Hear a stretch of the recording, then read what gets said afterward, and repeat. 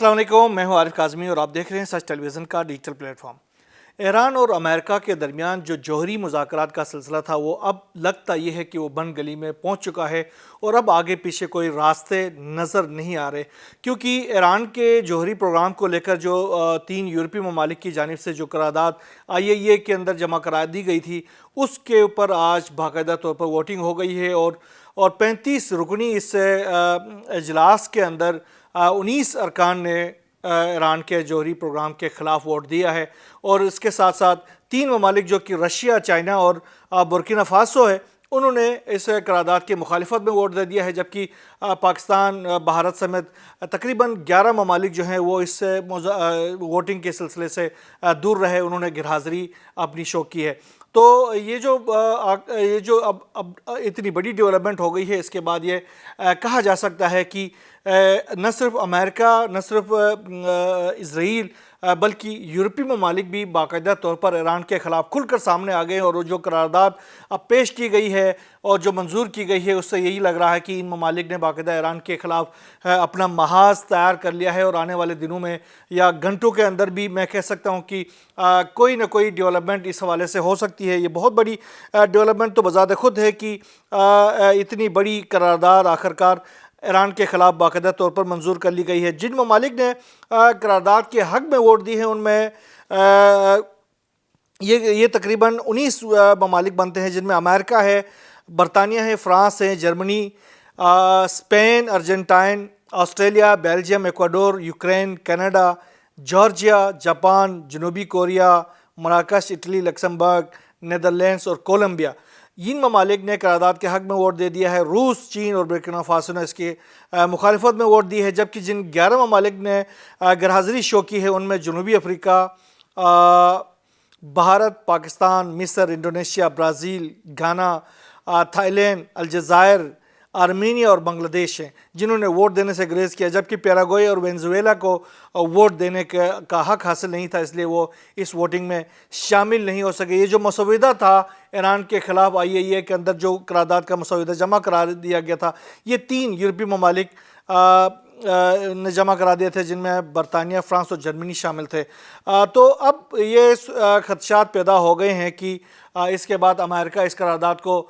UN security council में इस्तेमाल करेगा और उसके बाद फिर लग यही रहा कि ईरान के ख़िलाफ़ कोई कार्रवाई की जाएगी। सिक्योरिटी खदशात का नाम लेकर अमेरिका की जानिब से मशरक़ी वस्ता के अंदर अपने जो सफारतखाने हैं उनमें भी गैर ज़रूरी जो अमला है उसको कम करने का हुक्म जारी कर दिया गया है और माहिरीन इसको बज़ात खुद ईरान के ऊपर एक कार्रवाई का इशारा समझ रहे हैं। जबकि ईरान ने भी इस हवाले से अपना एक रद्द अमल जारी किया है। बोर्ड ऑफ गवर्नर्स की जो करारदाद के ऊपर ईरान ने कहा कि अब यूरेनियम की जो अफजुदगी है उसमें नुमायां तौर पर इजाफ़ा किया जाएगा और ईरान ने कहा कि ईरान किसी धमकी में आने वाला नहीं है। जबकि ईरान ने कहा कि जौहरी मुआहदा न होने पर अमेरिका और इज़राइल ने अगर हमला किया तो खित्ते में अमरीकी अड्डों को भरपूर क़ुव्वत के साथ निशाना बनाएंगे। अब ईरान की जानिब से भी इसके हवाले से जवाबी कार्रवाई की धमकी दी गई है। ईरान के जो सदर हैं मसूद पेज़ेश्कियान, उन्होंने कहा है कि दबाव के आगे झुकेंगे और न ही अपने एटमी प्लांट्स बंद कर देंगे। जबकि ईरान की जानिब से एक और कार्रवाई ये की गई है कि अपना एक और यूरेनियम अफजुदगी का जो प्लांट है उसके ऊपर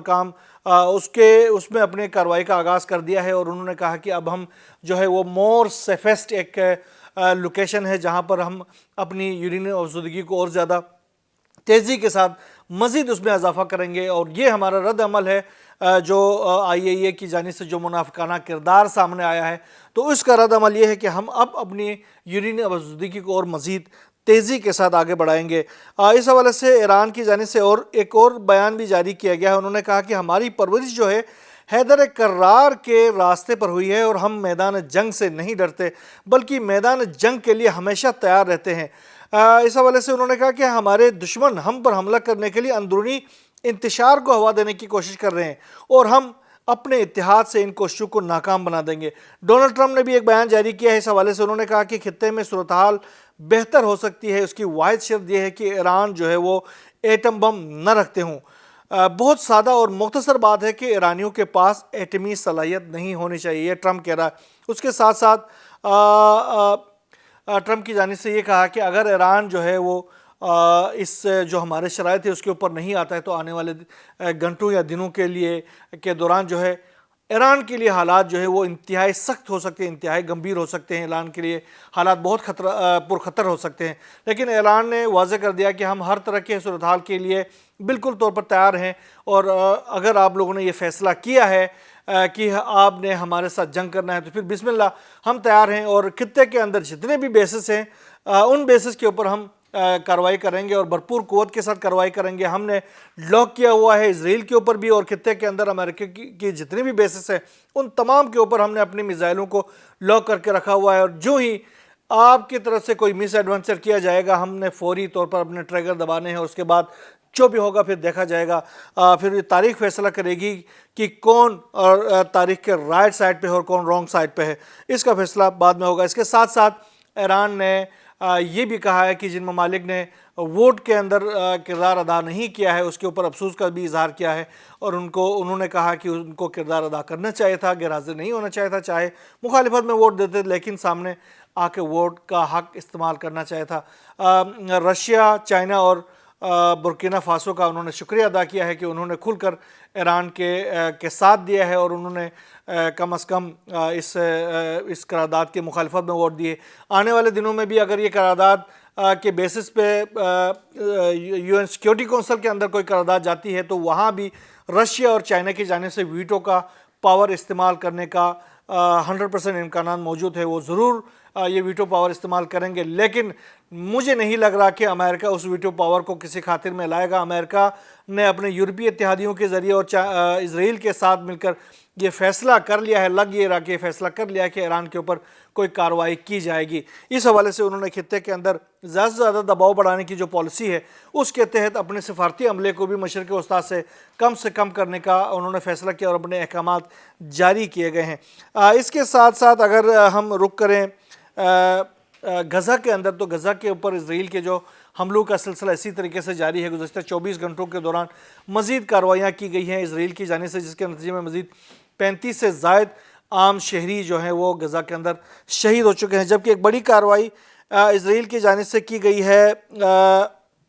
یہ کارروائی مغربی کنارے کے علاقہ میں کی گئی۔ ڈیولپمنٹ اس حوالے سے سامنے آتی رہے گی، انشاءاللہ ہم آپ سے شیئر کرتے رہیں گے۔ یہاں بس نہیں، اللہ حافظ۔